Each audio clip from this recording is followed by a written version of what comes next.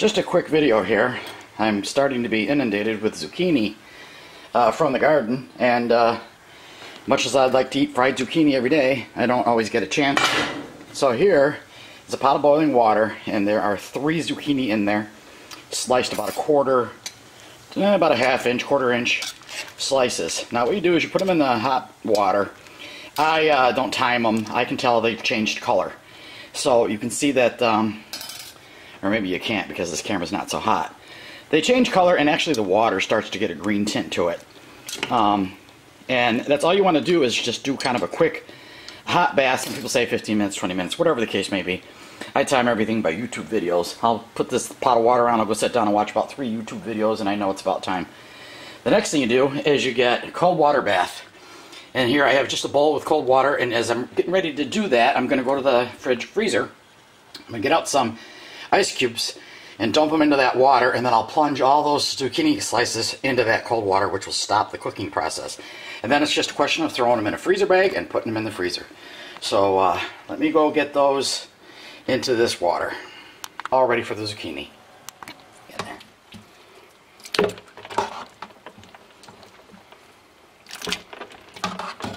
And then what I do with it after I put it in the freezer bags, I freeze it of course, and then during the winter, when I make spaghetti sauce, I can just pull out my zucchini, which is what I put in my spaghetti sauce, which I make with Italian sausage and zucchini in it too.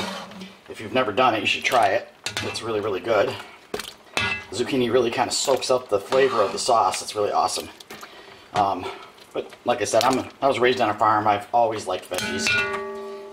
Some people I know are just like, what do you do with zucchini? They're a garbage vegetable. You can do tons of things with zucchini. Zucchini bread and the fried zucchini. You could boil it and put butter on it. You can do this with the spaghetti sauce. You can do lots of things with zucchini. But in any case, don't let it go to waste. So there's ways to sort of put it up, if you want to say, store it, preserve it, so it doesn't go to waste. And this is one of the easiest ways. It doesn't take any time to just go ahead and boil it, slice it up, boil it, get it in the ice water, and then drain it when it's cooled down, put it in a freezer bag, and off to the freezer it goes. You can see it, but there's a change to the color. It's kind of a translucent looking color now, so you can tell that it was cooked. When it's in that boil of hot water, you really can't tell, but now you can. And they're kind of al dente. That is to say, they have not turned to mush, which is what you want. You don't want them to just boil until they fall apart, because that would be overcooking them. And this way, when they come out of the freezer bag this winter to go into my sauce, they'll still retain some of their fibers and shape, which is what I want.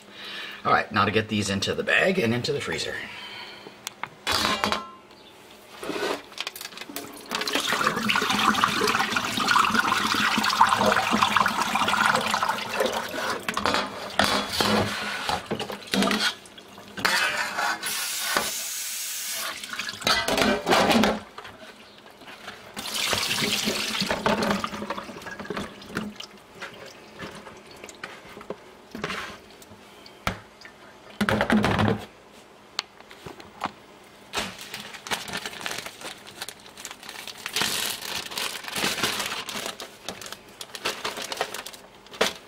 Easy peasy, into the bag. Gallon bag, and it's pretty much full, and all you got to do now is just sort of shape the bag how you want it to lay in the freezer. And push them down and let them adjust so they're a little flatter rather than round. The reason I use the gallon bag is I used to freeze just about everything with quart bags, but I ended up going through so many quart bags it was ridiculous, and I found out that it works just as well to freeze some of these things in gallon bags, and I just give them a smack, pull out like half of the bag if I want, use it, and then seal it back up and put the rest back in. That way I don't have to keep going through all these ridiculous quart bags. So let me just shake this around a little bit here until I get it a little flatter, which fits in the freezer better. And of course, let's not drop the camera. Move those other zucchinis out of the way.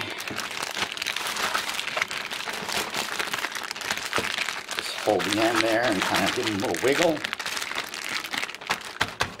And then just a question of starting to seal. And what I do is I seal it about halfway. I try to give a little push on it, get some of that air out. which it's going out, and then quick go across the end and seal it. And there you have it. All ready for the freezer. Thanks for watching. A little additional tip. After having done that freezer zucchini, let me show you.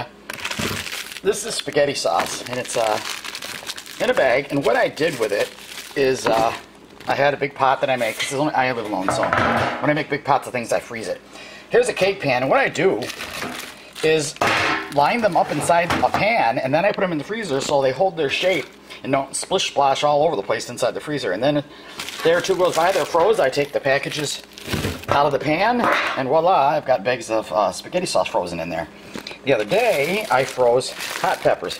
Now, here it is again, a gallon bag, which I can open up and bust off peppers. And in this bag, there's actually cow horn peppers and jalapenos. And those are easy to freeze as well. Right now, because I don't have enough. But basically, just make sure you have gloves on. These things are so hot, they'll take your breath away. Cut the end off, dispose of it. Slice them lengthwise, pull out the seeds, dispose of them. Unless you want to save some, which this is what I have here. I got a packet of them drying out. I'll have to spread them out because I don't want them to germinate. Slice it lengthwise, pull the seeds out, cut them in half this way so that they're smaller, or leave them whole if you like, and put them in a bag, throw them in the freezer.